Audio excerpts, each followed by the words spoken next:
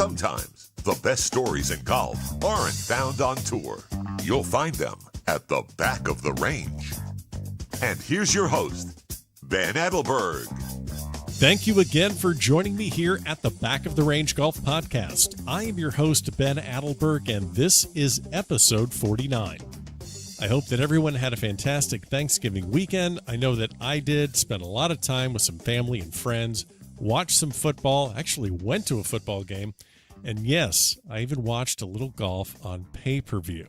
I am talking about the match between Tiger and Phil. So I have a few thoughts to share about the match, what they can do differently should they decide to go forward with Match 2.0, but I'm not going to share them here. Why? Well, I want to get to this week's episode. I don't want to clutter things up in the intro. So if you're curious about my thoughts, please read my first blog entry. Yes, if you think this podcast is mediocre at best, you'll love the blog. Truthfully, I don't know how often I'm going to post a blog entry, but when I do, I'll let you know. So go ahead and check it out in the show notes of this episode. You'll find the link there. Let me know what you think. We are in the home stretch of season 1 here at the Back of the Range. Lots of new episodes are being recorded for season 2. I can't thank you all enough for listening. What can you do to help out this podcast? Well, leave a review in Apple Podcast. Share it on your social media pages. Tell a friend. Tell all your friends, actually. Don't discriminate. Let everyone know about the Back of the Range Golf Podcast. Remember, we're on Instagram at the Back of the Range Podcast. That's where we release all of our upcoming guest announcements, all of our giveaways. If you haven't followed us, please do. We're also on Facebook, Twitter. All the links that you need are available in the show notes of this podcast. Make it even easier. You know what I'm going to say next, thebackoftherange.com. That's where all the information is for this podcast.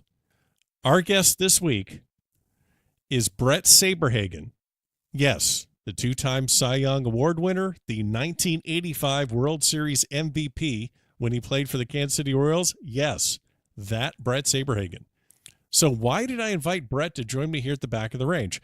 Well, to be honest, we've covered amateurs, pros, senior AMs, college players. We haven't hit on celebrity golf yet, and specifically the American Century Championship. If you have a vague idea of what that tournament is all about, this should clue you in. You know, on NBC, you see this par 3 all the time right along the beach, and you see some boozed up spectators heckling the golfers. Yeah, that's the tournament. Well, Bret has played in that tournament for many years. He's always donating his time to play in charity events that benefit needy children, and he had some great stories to share about how he got into golf after his professional baseball career. So, on a personal note, I was always into baseball as a kid before I ever picked up a golf club. I spent summers as a kid at my grandparents' place in Kansas. I used to watch the Royals on network TV. Yeah, network TV, way before MLB Network and all that stuff ever happened. But I used to watch the Royals as a kid, and to get to talk to Bret Saberhagen for an episode, it's kind of hard to pass that up. So, Bret, thanks so much for joining me here at the Back of the Range. Thanks so much for the time. Always. No problem, Ben. I look forward to having some good conversation. Absolutely. Well, I have to be a little diligent for our listeners because they're used to listening to whether it's college players or pros. But so let me level set this a little bit here because you're going to need to keep me honest here. So before I started playing golf, I played baseball as a kid. I pitched, I played shortstop, and, for everyone listening that's just really curious as to how good I was, well, I don't want to brag on myself, but you and I had fantastic years in 1989. I made my Little League All-Star team, and you won the Cy Young and led in the American League in wins. So I just assume we're just on the same level. I would say it's pretty close. Yeah. The 89 was an odd year for me, and usually if you look at my statistics, the odd years were a little bit better. So I don't know if your career kind of went that way the same, but you had something to look forward to. I actually probably peaked, and everything came to a screeching halt at 89s, but we do have that. And the reason I wanted to share that story is just to highlight the fact that, I was really into baseball. I have family in Kansas. So the 85 World Series that you won with the Kansas City Royals is pretty vibrant in my memory. So, but I just wanted to kind of, make sure everyone knows where we're coming from. I'm a huge baseball nut, so I need you to keep me honest. If not, I'm just going to ask you to tell me like Steve Balboni and Mark Gubicza stories for 3 hours, and we're going to lose everyone except for me, and this isn't just about me. So, but love it, Ben. Awesome. So we do our research here at the Back of the Range. You're a alum of Grover Cleveland High School in Reseda, California.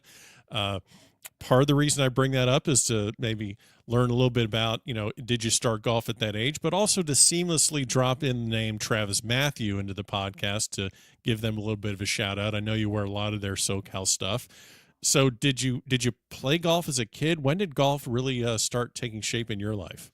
Well, I never played golf when I was younger. It was always basketball and baseball. Mom wouldn't let me play football, so that was out. I graduated from high school 155 pounds, so I wasn't one of those big kids. I was tall. I was 6'1", a size 12 foot, but just not a lot of weight, and kind of matured as I got to playing professional baseball. Each year I kind of put on some weight finally. Tried everything I could as a kid, but I picked up golf my first year in pro ball in the minor leagues. A lot of the guys during instructional league would either go play golf or go fish, and some of them did both, and I tried both. And I had fish when I was a kid. I always enjoyed fishing. I wasn't an avid guy, and still to this date I enjoy it very much, but right. I won't instigate a little fishing excursion. But the golf was something I really enjoyed from time to time. It'd be maybe about a hole one round for the first few years, because it was very tough to pick up that game.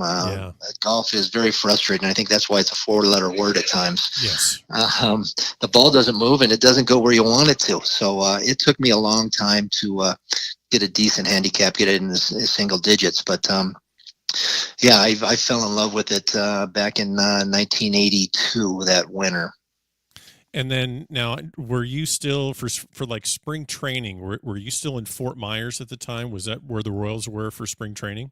Yes, we were in Fort Myers, and there's some great courses now. It's grown up even more, and there's some better courses. And the further you go down to Naples and everywhere, there's.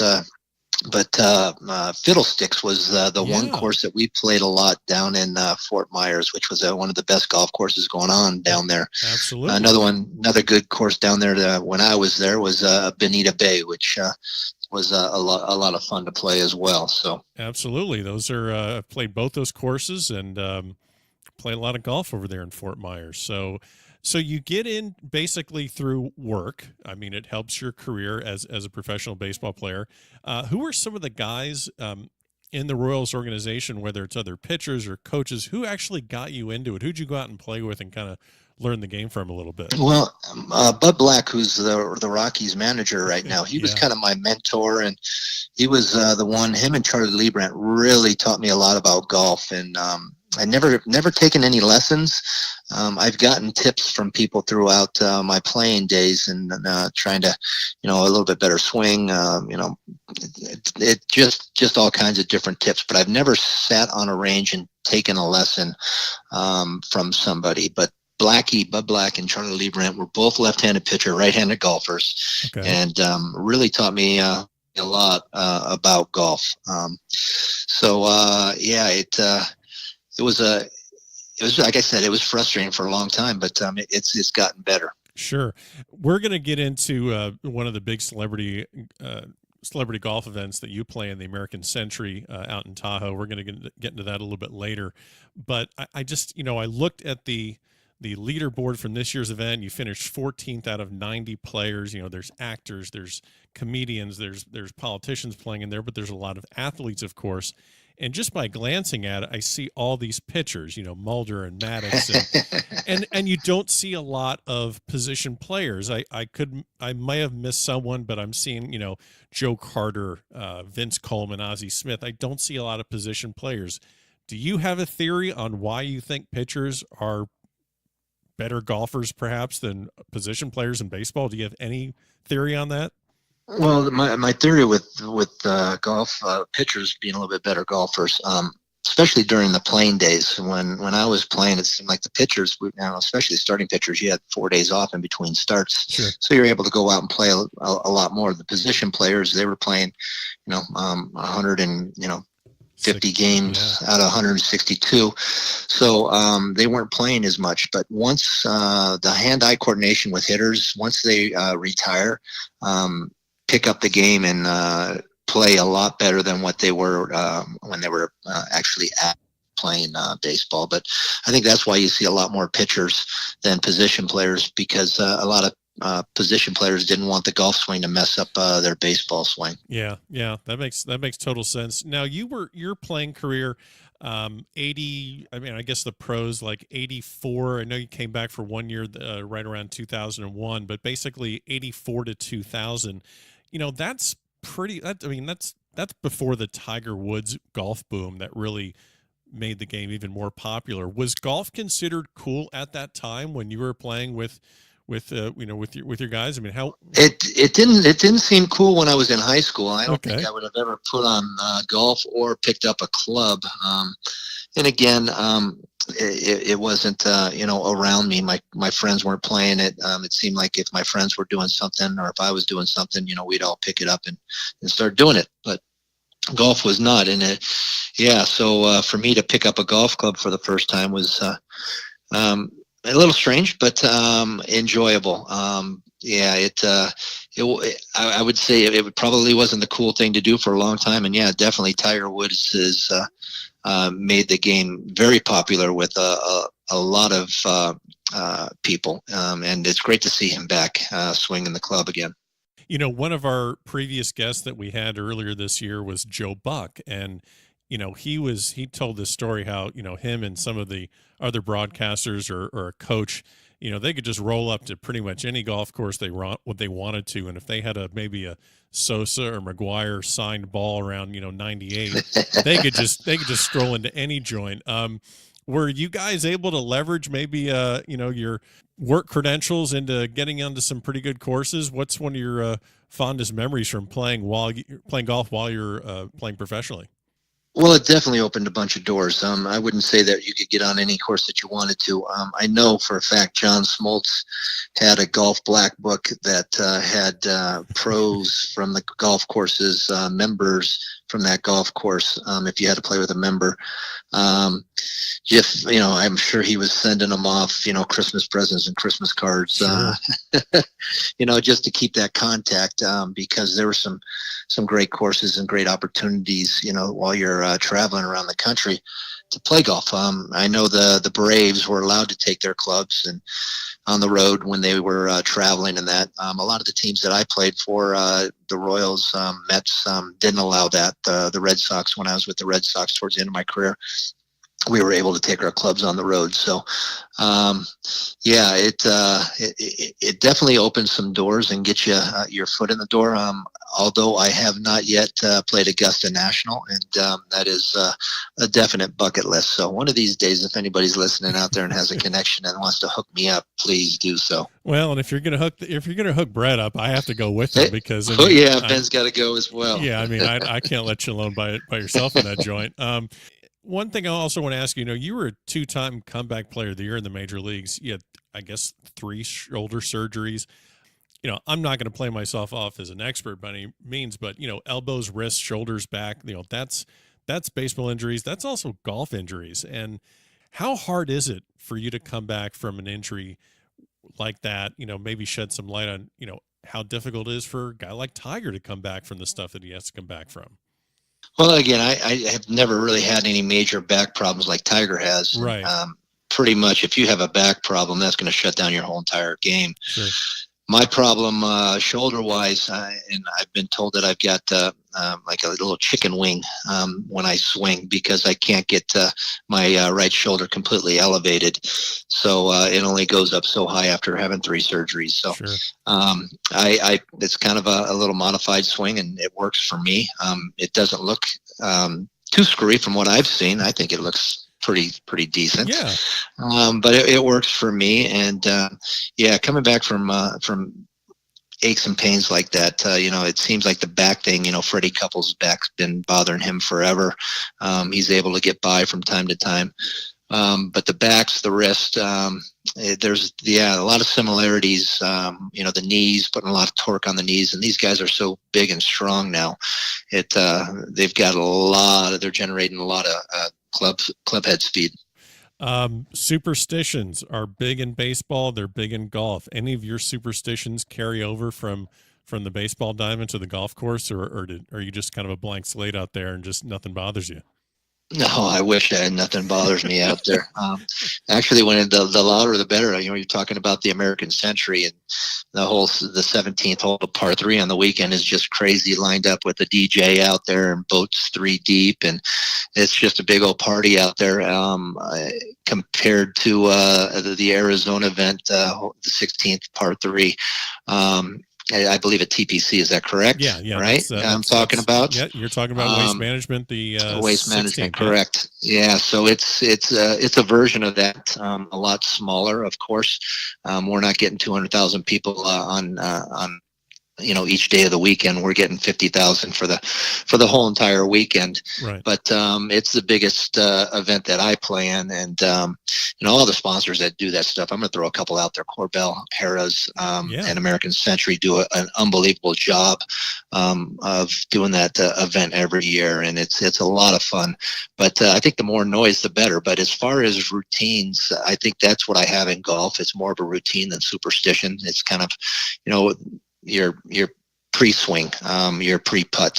So those are kind of routines. I wouldn't call them superstitions. Sure. Well, you mentioned American Century. Definitely want to hit on that. They've raised over $5 million for, charities, firefighters, first responders, cancer, autism. I mean, they've really generated a lot of money for these causes. Like I said, you finished 14th this year. When was the first time you played in that event? Was this your first year? No, I want to say and again, time flies. It's been 14 or 15 years that I've played in the event now. Oh, great. And the last 2 years, prior to the last 2 years, my best finish was 17th. And last year was my best finish, but 2017, I finished 16th. And then last year I finished 14th. So, and again, the last 2 years I've stayed away from double bogeys. That's what really kills you in the Stableford event at the American Century. You're getting minus points. So if you stay away from double bogeys, and if you can make a few birdies, which, you need to make birdies to kind of move up the leaderboard. And again, it's a blast. It's the closest thing to a PGA event I'll ever see. Each and every one of us look forward to it every year. We hope we get that invite back, and it's just about going out there and not embarrassing yourself too bad. Well, I mean, you mentioned this, hoping you get the invite. I do a little research over here, and anyone can go online and figure out how people qualify for the PGA Tour, web.com, Mackenzie Tour. That's pretty clear cut. It's a little bit complicated, but it's clear cut. I have no idea how this works with the American Century. Do you just hope, or do you just, you got it based on your finishes, or just, Yeah. So this is actually how I got invited, but NBC, they have a list each year, and they try to switch it up by I think 13 to 15 new players each year. Sure. So they have a lot of the same returning players year in, year out. Jim McMahon hasn't missed one of the years at all. Nice. But I happened to get invited. I was interested in the event for a couple years after I retired from playing ball, and so happens that one of my good friends, Arthur Bernier, who I played in a couple of his charity events, was good friends with John Miller and Gary Quinn from NBC. And I got a call Thursday morning before the event started at 7 a.m. From Arthur, and he said, "Hey, are you still interested in playing in the American Century?" I said, "Yeah, when does it start?" He goes, "Tomorrow." Okay. So I changed up my schedule for the weekend and got on a plane, and the first day that I saw the event, my first year, was the first day of the event. So no practice rounds or anything, just go get them, kid. And who are you paired with? I couldn't even tell you. I can't Okay. even remember back that far. And just about every one of these guys that come out and play in this event are just sweethearts. Yeah. But I got lucky. A buddy of mine was in the right place at the right time. Somebody had backed out. Somebody had backed out of the event. And I could have been an actor or something came up, or somebody got sick or somebody got hurt. I have no idea, but a friend of mine was in the right place at the right time, and they needed another player, and a phone call away, and I've been back ever since. There you go. I would imagine that you've had just a couple pairings that just really stuck out over the years, that like you're looking over at this guy and you're like, man, I cannot believe I get to play golf with this guy. All the baseball guys, it's always fun because I've played with a lot of these guys before, like Smoltz and Maddox and Derek Lowe and Tim Wakefield. Oh, yeah. So I've played with a lot of these guys in previous rounds, off the tournament. But, it's fun playing with other sports guys, other celebrity guys. You can go from, I played with Emmett Smith to John Elway to, who are some, I tell you who was, I just love is TJ Oshie. Oshie's such a sweetheart of a guy. I see him after he wins the Stanley Cup, just partying up like a storm. I said to myself, I'm going, I never realized that this, he likes to have that much fun, because he's always been this very polite, very nice young man. And not that he's not, when I've seen him in public and that, but taking 2 beers and just guzzling them straight down. There's video of him. I think that was him. Drinking a beer right through his shirt. Yeah. The beer helmet. He makes this like 30-footer. Right? I think it was this year. That was incredible. So Osh is a good guy, but I've played with a lot of different guys, and it's always fun to play with new guys. And a guy that really I played with this last year, Ray Allen. Oh yeah. You want to talk about a guy that just grinds at practicing on the range and on the putting green. Yeah. And I've been around him a lot, but I've never really talked to him. So I didn't know if he was a really nice guy or just really a standoffish guy. So we played, the first few holes and really didn't say a whole lot to each other than saying hello. And, by the middle of the round and that, we were BSing back and forth. And, and another great guy. So a lot of times you see these guys at the event, but you never get the chance to spend a whole lot of time with them until you get on the golf course and play with them and really get to see what they're all about. Sure. Well, I would imagine at that event, the golf is the highlight, but the off the course stuff has to be just tremendously fun as well, where you can actually sit down and, have a beer or just, have a conversation with someone that you've seen around the sports world or even in Hollywood, and just, forge some friendships there. Right. There's lots of time for that, I would assume. Oh, absolutely. Yeah, there's something going on every night. And then after the rounds, usually the American Century tent or the hospitality tent up above, you go in and have a little bite to eat, probably watch a little bit on NBC or the Golf Channel. It's televised right into the tents there, and catch up with a few of them. It's maybe before the round. So we're rubbing elbows nonstop on a regular. Some of the bigger guys kind of hide to themselves because they don't want to be bothered so much.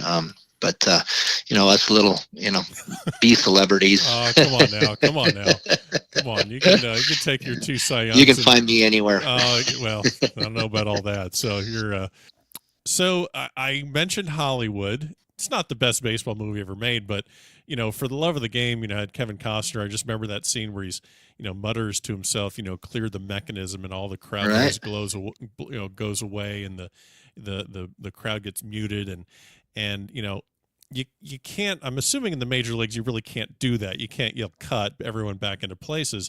Do you take some of the skills that you had as a professional baseball player of kind of, calming yourself down on the mound? Have you taken that into golf at all? Well, it's funny you say that because, clear the mechanism. I've never really come across that in baseball. It was always, I was focused in that, Sure. From pitch to pitch. On the golf course, there's times where, you get distracted and you're thinking about something else other than, what you want to do and where you want to hit the ball and your swing. So there's things that come up all the time that you start daydreaming a little bit and not thinking the golf. But again, it's one of those things where I'm not getting paid to do it. Sure. So it's more of having fun and going out there and enjoying myself. So I think if I was competing a lot more, it'd be more focused from start to finish. But there are times when I go out on the golf course and it's my focus isn't as strong as it was when I was playing, in the big leagues. Right. Well, I brought up that movie. It wasn't an accident. I'm going to have to mention your Hollywood appearance in the 1994 movie, The Scout. We do a lot of research over here. Yeah. And this is while you're playing. This movie's out in 94. You're still an active Major League Baseball player.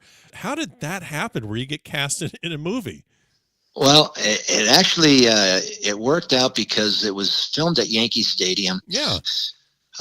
It was while we were at home. So the Mets, I was playing with the Mets at the time, and actually Doc Gooden was supposed to be you're kidding. my parts. Yes, and Doc was actually pitching the day that they needed to film it. So they asked me the day before if I would go over and do this thing with Albert Brooks and Brandon Frazier, the scout. Yeah.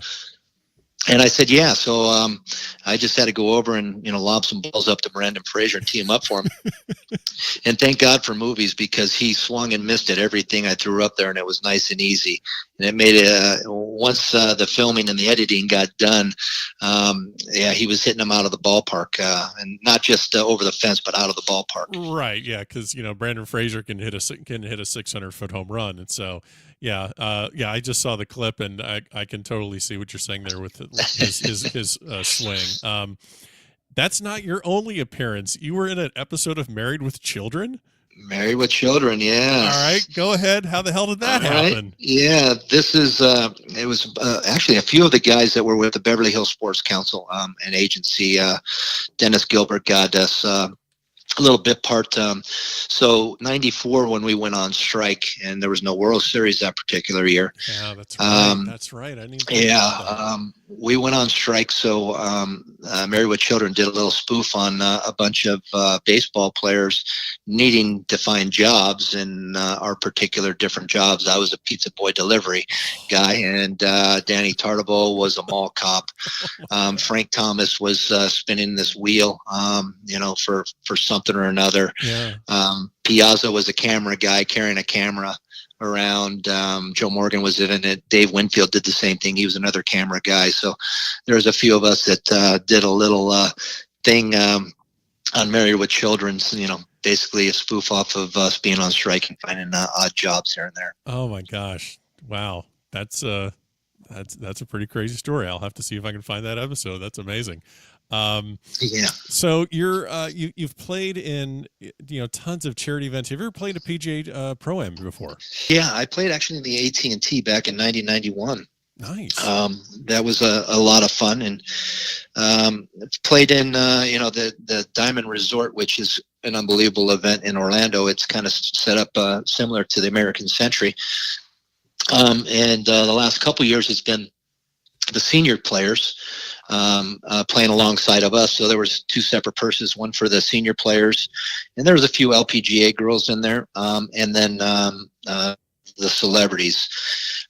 This year they've gone to straight LPGA. It's actually one of their tour stops for the LPGA this year, and so that was a lot of fun to play alongside with the seniors, actually competing during the event and stuff. So I played in a few. They're a blast, but there's so many great events. It seems like I do a lot of children's hospital events. That's great. Got one back in Akron for the Akron Children's Hospital. A buddy of mine, Phil Lopez, does every year, the Low Pen, and do a skills competition. I did last year and this year in Hawaii, in Kona, raising money for Children's Hospital. Robbie Gold does one for the Chicago. I forget the name of the Children's Hospital there in Chicago.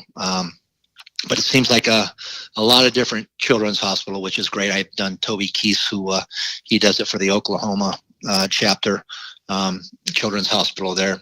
So there's a lot of great people out there doing a lot of good things for kids, which is awesome. That's great. Well, and for everyone listening, we are going to put tons and tons of links to all of these charities, all of these events in the show notes of this podcast. So if you want to learn more information, we're going to put all that in there. Let's see. Are you a golf gearhead? You know, pitchers don't have a whole lot of equipment choices that they can really make. I assume you're not running into the clubhouse saying, "Hey guys, look at my new glove." You know, are you a golf gearhead? Like what's in your bag right now? I'm pretty much a TaylorMade guy from top to bottom. Okay. Yeah, not a lot varies from that. The 790s are unbelievable.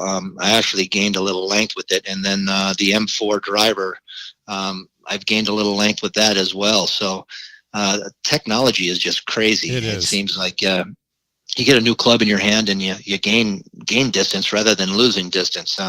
The older I get, I'm 54 now. You'd think I'd be losing distance, but it's always kind of nice to, pick up a little distance. But TaylorMade, there's a lot of great companies out there. Yeah. I play an M3 driver, and a buddy of mine just kind of gave me an M3 3-wood with one of those hazardous shafts in it, and I'm just sitting this thing. I'm just like, this is just cheating. This is just stupid. Right? Yeah. I'm like, this is ridiculous. We have a little bit of thing at the end of every episode, kind of a thing like, would you rather? So these are kind of random and silly, but they're somewhat interesting, and some of them are tailored to you. So would you rather, you missed one complete year of your Major League Baseball career due to injury. Would you rather have that year back and win 15 games? Can't give you 20. That makes it too easy. But if I give you 15 wins, or would you rather have 1 year on the PGA Tour where you don't win at all, but you make a few cuts and you enjoy a successful year? Wow, that's a great question.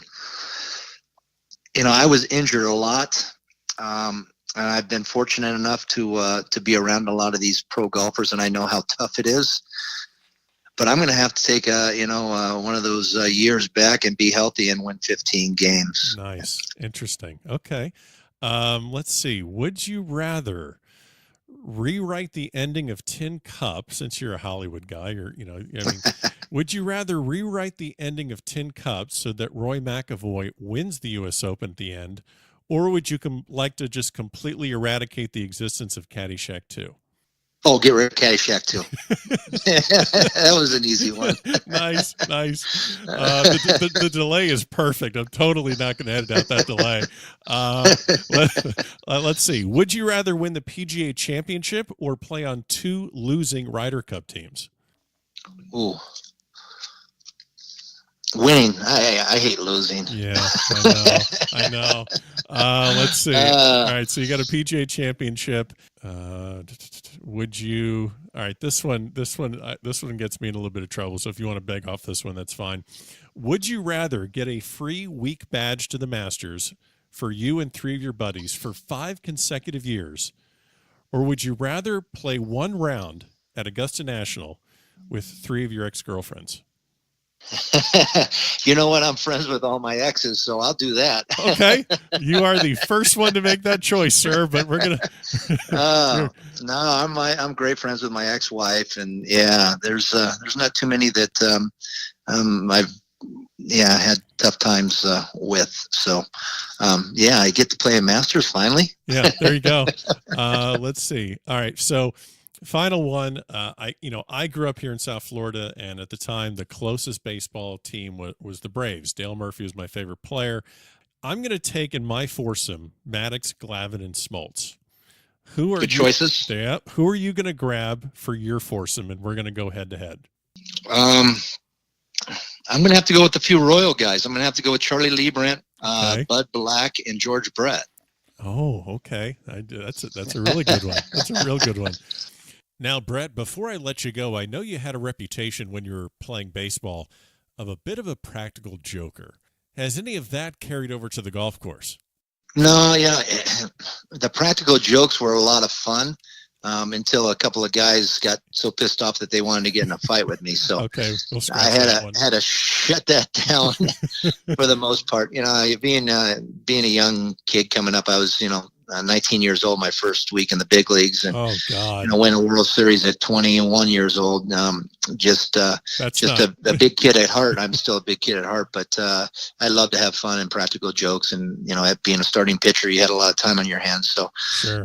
Needless to say, quit doing the practical joke stuff, and then I still got stuff blamed on me after I quit because it was just like, yeah, Saberhagen did it. And, nice. But yeah, I'm not allowed to do that. Yeah, I'm not allowed to do that anymore. I pulled a practical joke on a buddy who's probably listening to this episode. So yeah, you ever see those golf carts that have the horns on the side of the steering column, the real loud ones?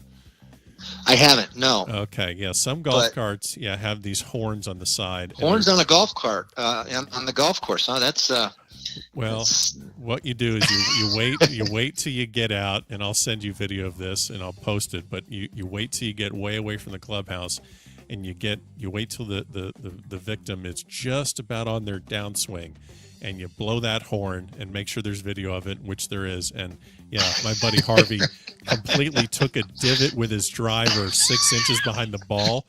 I mean, the video is perfect, the horn's perfect, his reaction's it's great. It's so good. I love it. So, I look forward to seeing that. Oh yeah, we're gonna send that over to you. Don't worry. Sorry, Harvey, but Bret Saberhagen's gonna watch it. So, well, Bret, this is a thrill. I greatly appreciate you taking the time. We will definitely keep an eye out for other celebrity events that you're playing in. We'll definitely make mention of all the charities that you benefit, and enjoy the holidays and good luck next year with all of your tournaments. Thanks, Ben. Really appreciate you having me on, and look forward to seeing you down the road somewhere. And there you have it, another great episode here at the Back of the Range. Special thanks to Bret Saberhagen. How cool was that? Don't forget to follow us on Facebook and Twitter and Instagram. We'll see you next week here at the Back of the Range.